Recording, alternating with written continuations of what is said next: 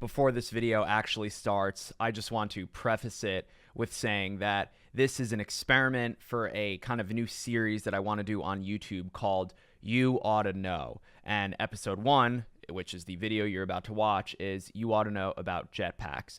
This idea of You Oughta Know dates back to 2008, my senior year of high school. I was in a class called Peer Leadership, shout outs to Mr. Mac, and all of the students had to do a You Oughta Know speech about anything. And I like the idea. It's very deliberate. It is me speaking passionately about something that I find interesting and that I think you'll find interesting too as a subscriber of my channel. And maybe not. Maybe you're not a subscriber yet and you found this video in the side rail and a recommended. If that's the case, welcome. This is the first of many in the You Oughta Know series. You oughta know about jetpacks. And that in 2018, today, July 25th, they exist. Jetpacks are real. I cannot overstate or emphasize this enough. Jetpacks exist. I want to tell you about the only two kind of consumer-facing companies that are building jetpacks. The first one is JetPack Aviation. There are two gentlemen, Nelson Tyler and David Mayman, who have been building this sort of jetpack for a while. And this sort of jetpack, as in one of those that the rocket ship, so to speak, is on your back and then you kind of control it with your hands. Everything is on your back. So their product is called the JB10 and it was actually crowdfunded a couple of years ago. They raised $250,000 on this website called startengine.com, which I never heard of before. But these guys have a YouTube channel, JetPack Aviation, which will be linked below. And they're uploading videos pretty frequently. They just flew at a Red Bull event and yeah, that's a jetpack. That is a real functional jetpack. But with JetPack Aviation, I'm not sure that they're available for customers yet. I've looked on their website. I cannot seem to find a place to purchase. With that said, they have definitely built a real functioning jetpack. And transitioning into the second company, Gravity, that you should know about. Anecdotally, on JetPack Aviation's crowdfunding page, they say that they're the only jetpack. And while that was true like 2 years ago, now Gravity, the second company, is definitely here to play. Now, personally, I'm way more interested in Gravity. This guy, Richard Browning, he is the creator and one of now 2 pilots that flies around in his jetpack. I originally discovered this in a TED Talk like in the last year or two, and I was absolutely fascinated to watch this guy's progress, and the TED Talk will be linked below. I've watched a ton of videos about this guy in particular, Richard Browning, and his story is fascinating. He lost his father when he was 15 years old, and his father was very passionate about aviation. He was an engineer. Sadly, my father took his own life when I was 15 and left an awful lot of unfulfilled ambition. As I say, he was a wonderful inventor and maverick creator.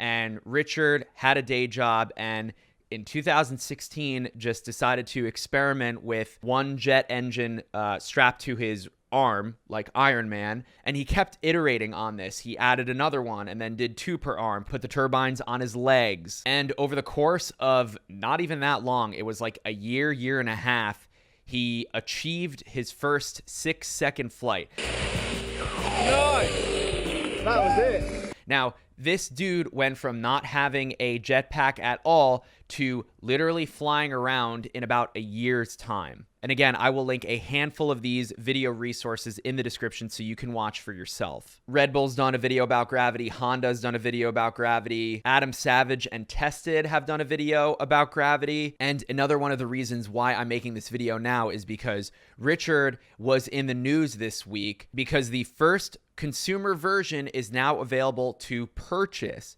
It is $400,000 and you get 3 days of training. He has his first customer, a Japanese billionaire who learned to fly. Now let's talk about the design for a second in comparison to JetPack Aviation's.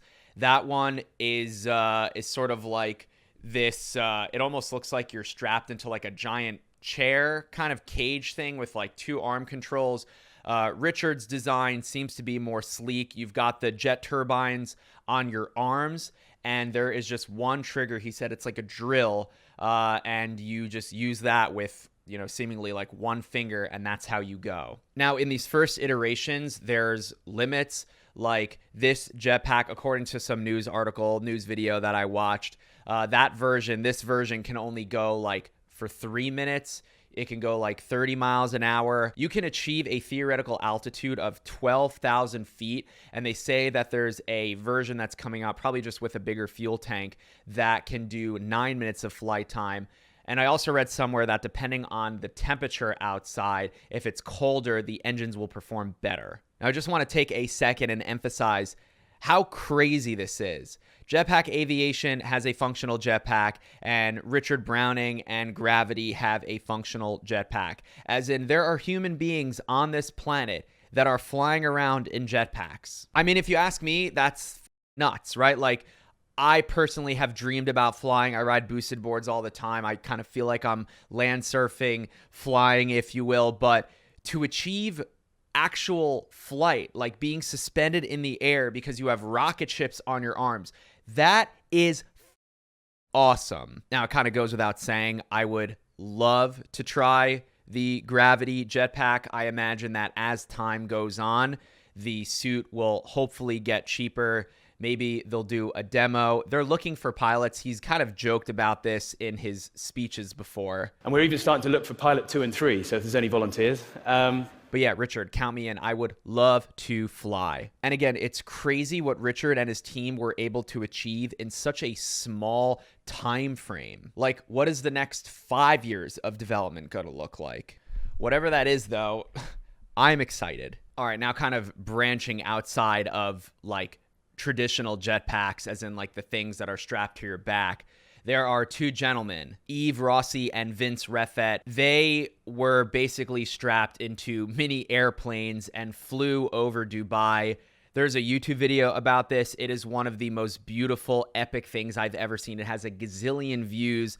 I don't think those are for consumers necessarily, but are they awesome? Like, that looks so dangerous. That is flying. That is really flying rather than like hovering 20, 30 feet above the ground. And speaking of hovering 20, 30 feet above the ground, there's a gentleman named Frankie Zapata who has invented all sorts of flying machines that use water to hover, like the Flyboard, for example, and then the hoverboard. But he's created effectively the Green Goblin's hovercraft. He calls it the Flyboard Air. A lot of people thought this was fake when it came out, but it is very damn real. And he achieves flight by standing on this little box that he created, and he's tethered to it. You can see like that piping up his leg, and then he's got a controller in his hand.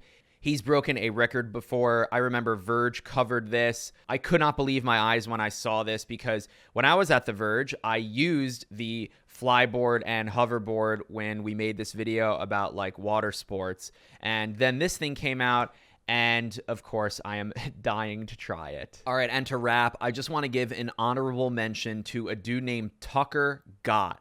I found his channel a while ago, and I subbed, and then I forgot his name and could not find him anywhere, and then one of his videos just popped up again. This dude, I'm pretty sure he lives in New Jersey. He flies with something called a paramotor. It's basically a giant fan on your back, and then you have a parachute. I'm going to link one of his videos in the description so you can check him out. It's crazy. He literally just goes into a field, fires up the motor, and he flies. He's taken it up to 15,000 feet. He's literally flown to ShopRite to get milk and then flown home. It is unbelievable. This dude, definitely check him out. So jetpacks are a thing. They are real. They are functional. And if you're rich enough, you can literally go to London and buy one right now. I just think it's awesome. I wanted to share it with you because I find it so incredible how fast technology is moving right now, that just in the last, let's say 18 months, Richard went from basically zero to having a fully functional consumer jetpack. My kind of vision for this, as long as I'm living in New York, I would love to have one of those and just go roof hopping. So like go to a rooftop and then kind of just like run and thrust and just like bounce from roof to roof, it would be the best way. Because right now I think boosted boards are the best way to get around Manhattan because you're like land surfing, and flying takes things to A, a whole nother level, and B, quite literally another dimension. So that's it. I thought you ought to know about jetpacks, and now you know a little bit more about jetpacks. Thank you for watching. Let me know what you want to see in the second installment of You Oughta Know. I have some ideas. I'm thinking you ought to know why I choose the Apple ecosystem. That's like my idea for the next one, but if you have anything you want to see, let me know in the comments. Thanks for watching. Thanks for the thumbs up. Thanks for the sub, and I'll see you in the next one.